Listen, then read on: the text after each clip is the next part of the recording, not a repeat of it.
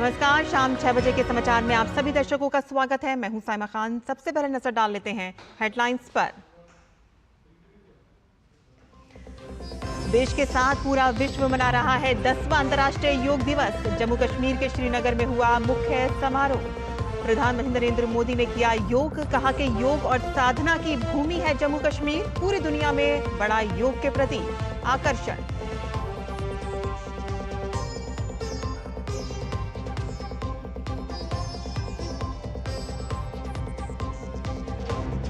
राष्ट्रपति द्रौपदी मुर्मू ने कहा कि शारीरिक, मानसिक और आध्यात्मिक उन्नति का मार्ग है योग। केंद्रीय मंत्रियों और मुख्यमंत्रियों समेत तमाम नेताओं ने भी किया योग अभ्यास।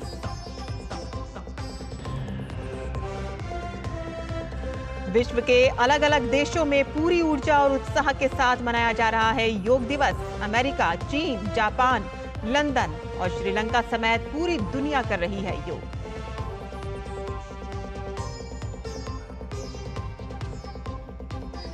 प्रोटेम स्पीकर को लेकर कांग्रेस की आपत्ति पर संसदीय कार्य मंत्री किरेन रिजिजू की प्रेस कॉन्फ्रेंस कर करारा जवाब दिया। कहा कि झूठ बोलकर चुनाव लड़ने वाली कांग्रेस सत्र के शुरू होने से पहले पद को लेकर फैला रही है झूठ।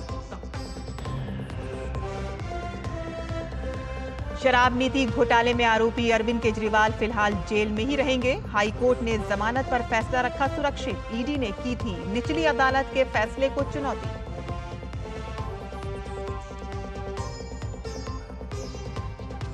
तमिलनाडु में जहरीली शराब कांड में 3 आरोपियों को 15 दिन की न्यायिक हिरासत। कुडालोर जेल भेजे गए सभी आरोपी। भाजपा ने तमिलनाडु सरकार पर लगाया माफियों को संरक्षण देने का आरोप। मामले की सीबीआई जांच की मांग।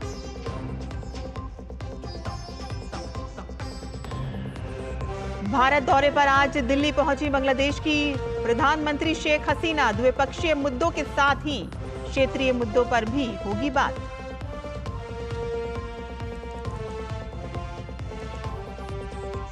भारत में आगे बढ़ा मॉनसून। दिल्ली एनसीआर में बारिश से मिली राहत। अगले कुछ दिनों में देश के मध्य हिस्सों में होगी बारिश।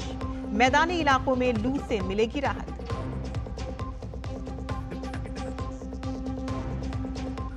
और टी20 क्रिकेट विश्व कप के सुपर 8 में इंग्लैंड और दक्षिण अफ्रीका होंगे आमने सामने। वहीं ऑस्ट्रेलिया ने डकवर्थ लुइस नियम से बांग्लादेश को हराकर सुपर 8 में दर्ज की अपनी पहली जीत।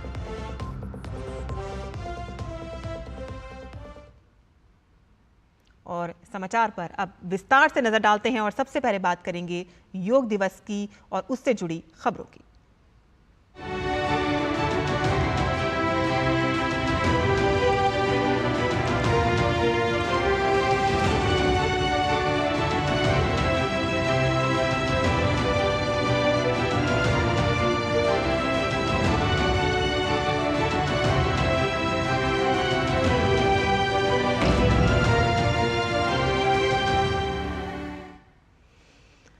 आज पूरे देश और दुनिया में अंतर्राष्ट्रीय योग दिवस मनाया जा रहा है।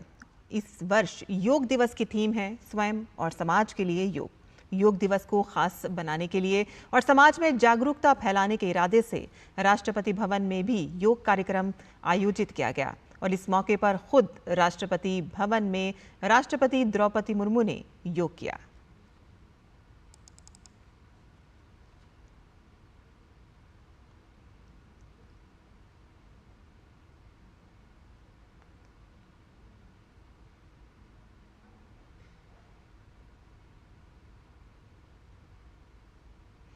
दसवें अंतर्राष्ट्रीय योग दिवस के अवसर पर प्रधानमंत्री नरेंद्र मोदी ने श्रीनगर में अंतर्राष्ट्रीय योग दिवस समारोह का नेतृत्व किया।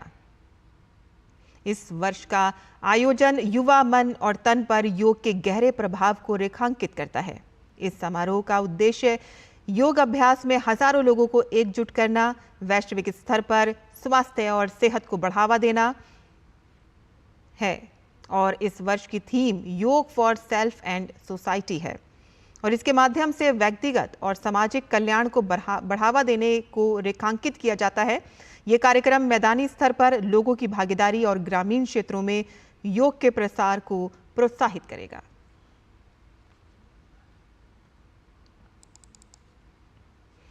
केंद्रीय मंत्री अमित शाह ने योग अभ्यास किया। अमित शाह ने अंतर्राष्ट्रीय योग दिवस के अवसर पर अहमदाबाद में योग अभ्यास किया।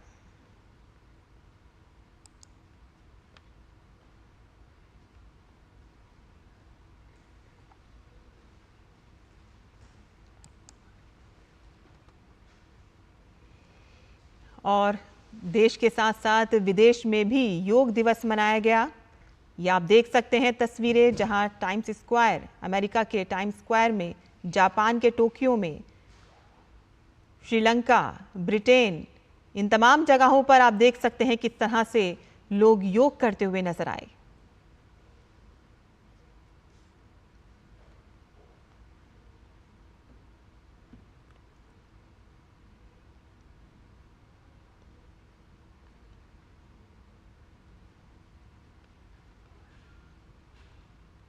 और आगे बढ़ते हैं, जहां भाजपा सांसद भृतहरि मेहताब को 18वीं लोकसभा का प्रोटेम स्पीकर नियुक्त किए जाने पर संसदीय कार्यमंत्री किरेन रिजिजू ने कहा कि मुझे बड़े अफसोस के साथ कहना पड़ रहा है कि कांग्रेस पार्टी ने प्रोटेम स्पीकर को लेकर एक मुद्दा खड़ा कर दिया है। प्रोटेम स्पीकर का ये पद अस्थायी है। वे नए स्पीकर के चुनाव तक अपनी भूमिका निभाते हैं। प्रोटेम स्पीकर की भूमिका सीमित है और यहां सिस्टम का कोई भी उल्लंघन नहीं हुआ है। हमने परंपरा का पालन किया है।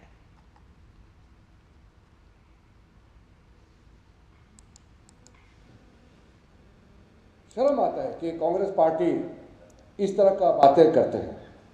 जो बयान और जो सोशल मीडिया में इन लोगों का पोस्ट और मीडिया में भी, अखबारों में मैंने देखा है, ये देख करके सुन करके बिल्कुल अच्छा नहीं लगा।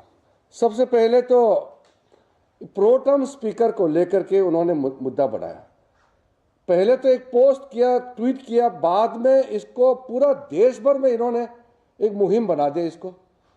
ये जो प्रोटेम स्पीकर का पद है, ये बहुत टेम्पररी, 2 दिन का नए मेंबर को ओथ देने का एक सुविधा के लिए प्रोटेम स्पीकर का पद जो है इसको ऑक्युपाई किया जाता है।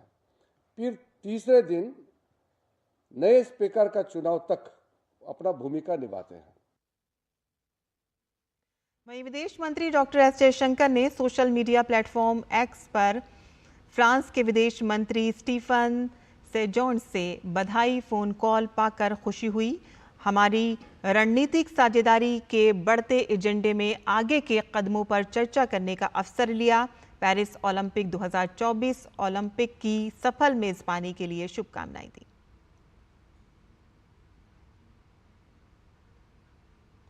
आगे बता दें कि आपको बांग्लादेश की प्रधानमंत्री शेख हसीना अपने भारत दौरे के लिए नई दिल्ली पहुंच गई हैं और भारत पहुंचने पर प्रधानमंत्री शेख हसीना का भव्य स्वागत हुआ।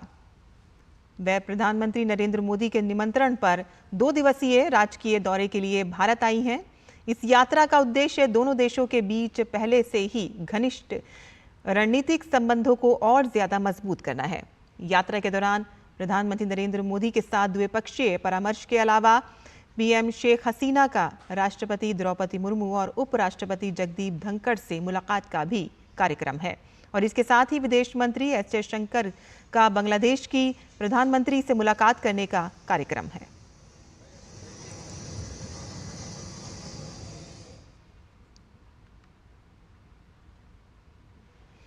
और विदेश मंत्रालय के प्रवक्ता रणधीर जायसवाल ने बीते दिनों अमेरिका से भारत आए प्रतिनिधिमंडल को लेकर जानकारी दी है। उन्होंने बताया है कि इस दौरान अमेरिकी प्रतिनिधिमंडल की प्रधानमंत्री और विदेश मंत्री से हुई मुलाकातों में भारत और अमेरिका की व्यापक रणनीतिक साझेदारी के विभिन्न पहलुओं पर चर्चा हुई।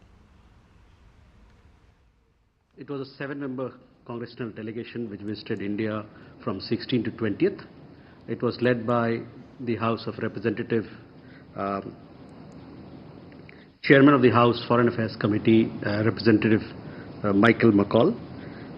They visited Dharamshala, as you know, on 18th and 19th, and thereafter they also had a meeting with a call on the Prime Minister.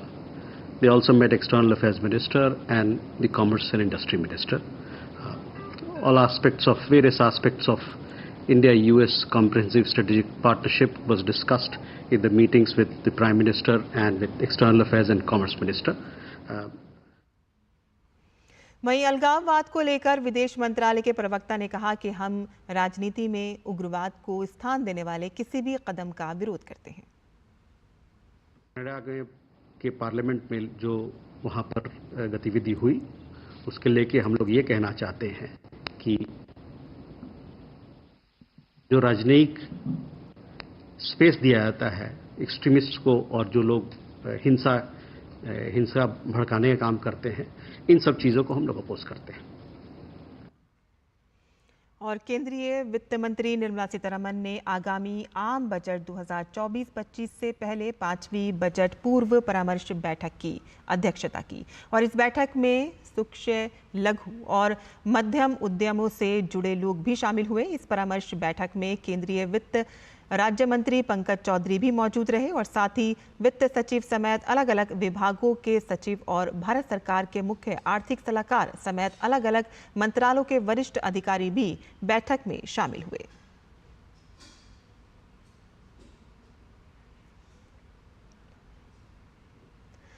केंद्रीय सूक्ष्म, लघु और मध्यम उद्यम मंत्री जितिन राम मांझी ने राष्ट्रपति द्रौपदी मुर्मू से मुलाकात की और उनके अलावा केंद्रीय भारी उद्योग और इस्पात मंत्री HD कुमारस्वामी और केंद्रीय खाद्य प्रसंस्करण उद्योग मंत्री चिराग पासवान भी राष्ट्रपति भवन में राष्ट्रपति द्रौपदी मुर्मू से मिले।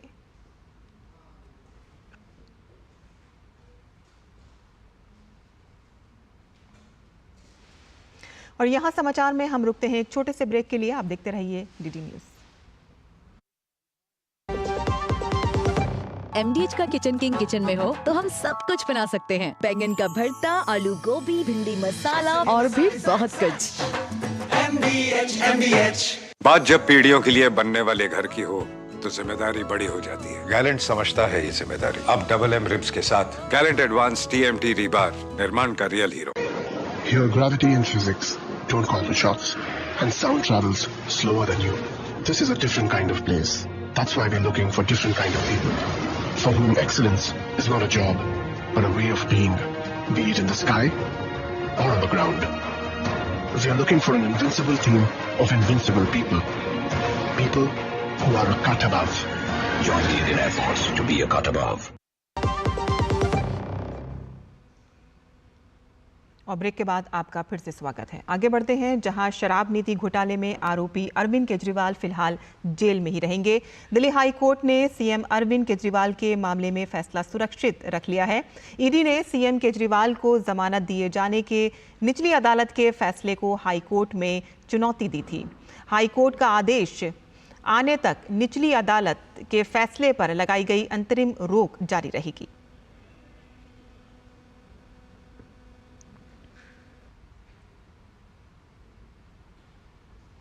वहीं दिल्ली में जल संकट बरकरार है। इस बीच मुद्दे पर गोंडा से भाजपा विधायक एवं मुख्य सचेतक प्रतिपक्ष दिल्ली विधानसभा अजय महावर ने कहा है कि दिल्ली की जल मंत्री आतिशी पानी के नाम पर धरने पर बैठी हैं।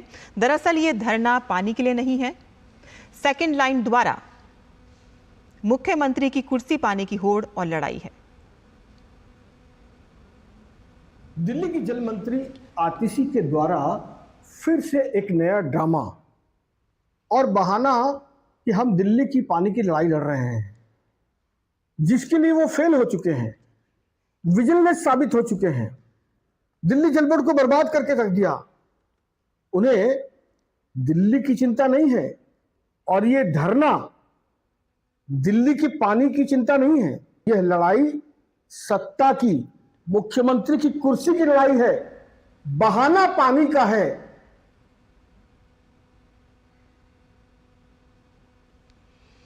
और योगमय सुबह व संगीतमय दिन के बाद 21 जून की शाम का नज़ारा भी खूबसूरत होने वाला है। जी हाँ, साल के सबसे बड़े दिन स्ट्रॉबेरी चांद दिखना अनूठा खगोलीय संगम है और 20 साल में पड़ रही छोटी रात के बड़े चांद के नज़ारे को देखना ना भूलें। फिलहाल देखिए हमारी ये खास रिपोर्ट। चंद्रमा को दुनिया भर में प्रेम का प्रतीक माना जाता है। जिस प्रकार से सौर परिवार में पृथ्वी सूर्य का नियम से चक्कर लगाती है, ठीक उसी तरह पृथ्वी से प्रतिबद्ध चांद न सिर्फ धरती का चक्कर लगाता है बल्कि उसे एकटक देखता भी है। ग्रहों की सूर्य से व उपग्रहों की ग्रहों से इसी प्रतिबद्धता भरी प्रेममय दोस्ती के कारण चांद सदियों से साहित्य जगत में प्रियतम की प्रेयसी का उपमान रहा है।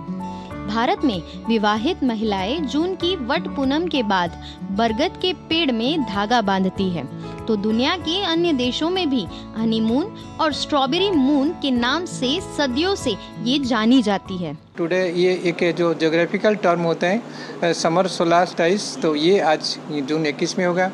एंड इंसिडेंटली आज माने 22 में हमारा फुल मून नाइट है, पूनम है। तो ये जो चंद्रमा है, चंद्रमा भी आज इस तरीके से सन का के ट्रॉपिक ऑफ कैंसर के अवस्थित के हिसाब से इनका भी काफ़ी कलरफुल रहेगा, इनका ब्राइटनेस रहेगा एंड इनका साइज में भी बड़ा दिखेगा because it is also coming nearer to earth. So NASA के एक रिपोर्ट के हिसाब से जो आज का नाम दिया, जो मून का नाम दिया गया वो स्ट्रॉबेरी मून दिया गया, क्योंकि वो एरिया में जहाँ पे स्ट्रॉबेरी का ज़्यादा फसल होता है and this is the season for harvesting of that strawberry. So beautiful fruits, that pink colour जो स्ट्रॉबेरी होता है, तो मून का कलर इस तरह का दिखेगा। फोटोग्राफी के शौकीन लोगों के लिए भी चांद को करीब से देखने का ये एक बड़ा मौका है। आपके शहर में मौसम साथ दे तो इस अनोखे चांद का नजारा मिस ना करें।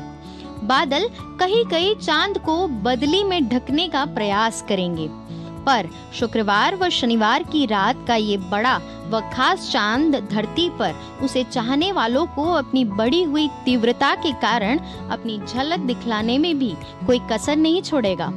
इन दिनों सूर्य की किरणें चांद पर कुछ ऐसी पड़ रही है कि चांद अपने चाहने वालों को बेहतर दिखेगा।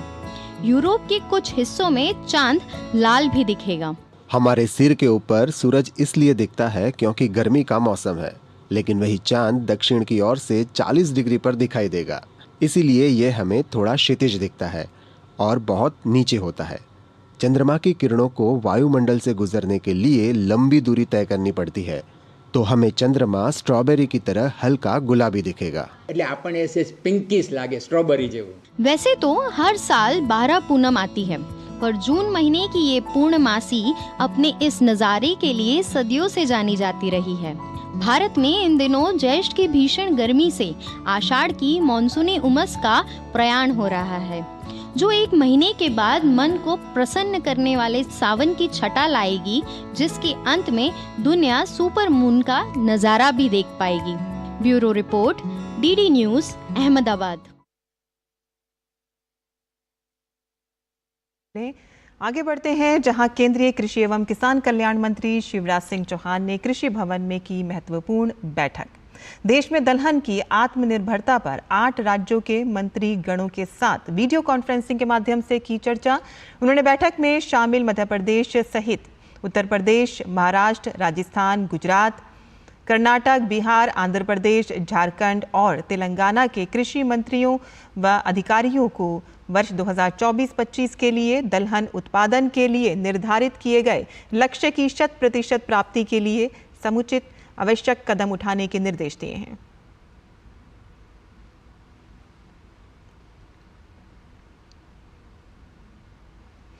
और गर्मी के कारण मैदानी ही नहीं बल्कि पहाड़ी क्षेत्र भी बूंद बूंद पानी के लिए तरस रहे हैं। अपनी खूबसूरती के लिए दुनिया भर में मशहूर शिमला भी इन दिनों जल संकट से जूझ रहा है। लोगों को एक बार फिर से 2018 में आए भीषण जल संकट का डर सताने लगा है। जल संकट से जूझते शिमला पर देखिए हमारी ये खास रिपोर्ट।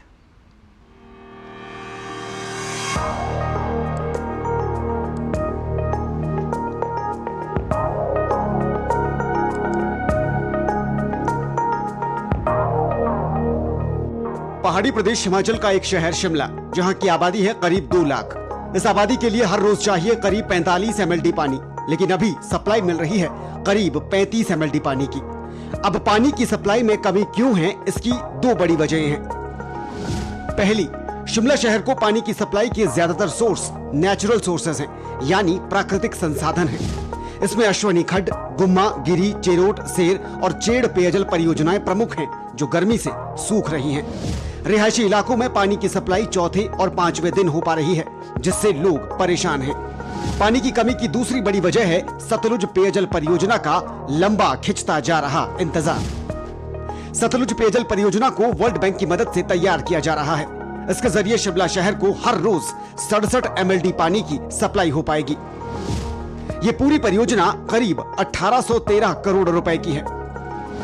इसके तहत सतलुज से शिमला तक कुल 22 किलोमीटर की पेयजल लाइन बिछनी है, जिसके तहत शहर को हर रोज 67 MLD पानी सप्लाई हो पाएगा। सरकार कह रही है कि 1 साल अभी और लगेगा। करीब 80 से 85% काम पूरा हो चुका है, लेकिन इस देरी की वजह से शिमला की जनता को एक बार फिर से 2024 के मई, जून, जुलाई के महीने में पानी की कमी से जूझना पड़ रहा है। करीब 2 से सवा 2 लाख की आबादी वाले शिमला शहर को हर रोज़ करीब 45 MLD पानी की ज़रूरत होती है और सप्लाई हो रहा है करीब 30 से 35 MLD पानी। अब ये जो कमी है पानी की, इसको पूरा करने के लिए इसी सतलुज पेयजल आपूर्ति परियोजना का सहारा है, लेकिन अभी तक परियोजना शुरू हो नहीं पाई है। हालांकि ये सब तब होगा जब होगा, मगर अभी की हकीकत ये है कि पानी है नहीं और लोग परेशान हैं। प्रशासन के खिलाफ लोगों में गुस्सा है, नाराजगी है और पहाड़ों की रानी पानी की कमी से जूझ रही है। पानी है, चौथे दिन, पांचवें दिन आ रहा है। पानी कितना स्टोर करके रखें, लेकिन वही समस्या का समाधान कहाँ होता है जब तक स्टोर पानी की बहुत ज़्यादा समस्या आजकल आ रही है। शिमला के लिए वैसे वर्ल्ड बैंक ने एक 24 घंटे की सतलुज से पानी का मतलब नहीं वो किया था कि भाई वो आना है, और वो बिल्कुल तैयार है, पर अब सरकार में ऐसी कोई काम करने की हुई नहीं है, जज्बा ही नहीं है। साल 2018 में शिमला में पानी की कमी का जो मंजर सामने आया था, उसे यहाँ की जनता भूल नहीं पाई है। उस वक्त शिमला का सूखा नेशनल हेडलाइन बना था। इतनी बड़ी खबर कि वर्ल्ड बैंक तक बात पहुंच गई थी। प्रदेश सरकार ने मसौदा तैयार किया, सतलुज पेयजल परियोजना का प्लान बनाया और वर्ल्ड बैंक की मदद से इसे अमली जामा पहनाना शुरू कर दिया गया। हालांकि ये काम अब तक पूरा नहीं हो पाया है। कि हम एक बड़ा प्रोजेक्ट बना रहे हैं रिवर सतलुज से, उसका लगभग 75% काम पूरा हो चुका है। हमें विश्वास है कि अगली गर्मी आने से पहले वो पानी शिमला पहुंच जाएगा और कोई दिक्कत नहीं रहेगी। पानी की कमी की एक और वजह एनवायरनमेंट चेंज भी है। पिछले 8 साल का डेटा अगर देखें तो गैर मानसूनी महीनों में बारिश कम हुई है और मानसून के महीनों में बारिश जरूरत से बहुत ज्यादा हुई है। नतीजा ये कि आपदाएं आई, पंपिंग स्टेशन खराब हो गए और पानी की सप्लाई पूरी तरह से बाधित हो गई। अब दावा है कि पानी की कमी जल्द दूर हो जाएगी, लेकिन स्थिति पूरी तरह से सही करने के लिए इंतजार सतलुज पेयजल परियोजना के तैयार होने का है। Bureau report, DD news, Shimla.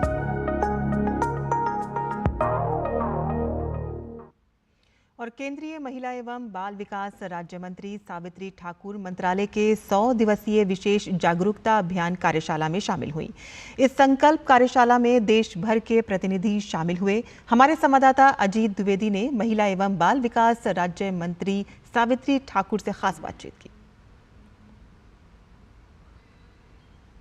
हमारे साथ बात करने के लिए महिला बाल विकास राज्य मंत्री सावित्री ठाकुर जी हैं। सावित्री जी, 100 दिन की ये पूरा आपने बनाया है कार्यक्रम, किस तरीके से काम करेंगे और क्या ये पूरा संकल्प है 100 दिन का? जो योजनाएं जो चलाई जा रही उसका महिलाओं को, जो हम बच्चों को 181 जो महिला कई जगह फंस गई है तो उसका सीधा सीधा उस पर डायल करेगी तो सीधा सीधा प्रदेश स्तर पर उसका कॉल जाएगा और उसकी वहीं की वहीं समस्या हल होगी। तो जितनी सरकार की, भारत सरकार की जो योजनाएं हैं, जो प्रदेश सरकार की, जो राज्यों की, उन योजनाओं का उद्देश्य पूरा करने के लिए एक केंद्र हर जिले स्तर पर खोले जाएंगे और वहाँ पर 8 लोगों का स्टाफ होगा। अलग अलग स्पेशलिस्ट हैं हर योजना के लिए, उन योजनाओं की वो जानकारी देंगे। क्या ऐसी आपको समस्याएं बड़ी लगती हैं जो कि अभी आपके समक्ष दिखाई देती हैं आपको लगता है कि उनको किस तरीके से आप सॉल्व करेंगी आने वाले समय में? हमारे जो 2014 से लगातार माननीय प्रधानमंत्री का मिशन रहा है कि नारी शक्ति को इस भारत देश में उनकी नारी शक्ति, इसकी भागीदारी बढ़े, तो आज उन्होंने सशक्त बनाने के लिए हर कार्यक्रम उनके लिए बनाए हैं। तो आज किसी कार्यक्रम के माध्यम से पर महिलाएं आगे आई है, महिलाएं जुड़ने लगी है, उनको विश्वास होने लगा सरकार पे कि नहीं यहाँ जाने से हमको हर चीज़ का लाभ होगा। कोई ऐसा अपने मन में प्लान है या कोई योजना है कि कुपोषण को पहले सॉल्व करना है, चाहे बच्चों में हो, चाहे महिलाओं में हो, चाहे युवतियों में हो? कुपोषित बच्चों को और महिलाओं को सबसे पहले हम महिला को लेंगे। महिला अगर अच्छी स्वस्थ रही, मस्त रही तो बच्चा अपने आप स्वस्थ रहेगा। ये पहले की मात्रा में जो पहले ये होता था, आज हम उस पर कुछ हद तक हम आगे बढ़े हैं, तो आगे चल के भी हम इसमें कर लेंगे। बहुत धन्यवाद हमसे बात करने के लिए। हमारे साथ केंद्रीय मंत्री सावित्री ठाकुर का कहना है कि पूरा 100 दिन का एजेंडा बनाकर काम किया जाएगा और गांव तक जाकर जो महिलाओं की, बच्चों की समस्या है उनको जो है सॉल्व किया जाएगा। कैमरामैन सनी कालरा के साथ अजीत द्विवेदी, डीडी न्यूज, दिल्ली। तो फिलहाल इस बुलेटिन में बस इतना ही। आगे आप देख सकते हैं हमारा विशेष सांकेतिक समाचार, तो देखते रहिए डीडी न्यूज और हमें दीजिए इजाजत। नमस्कार।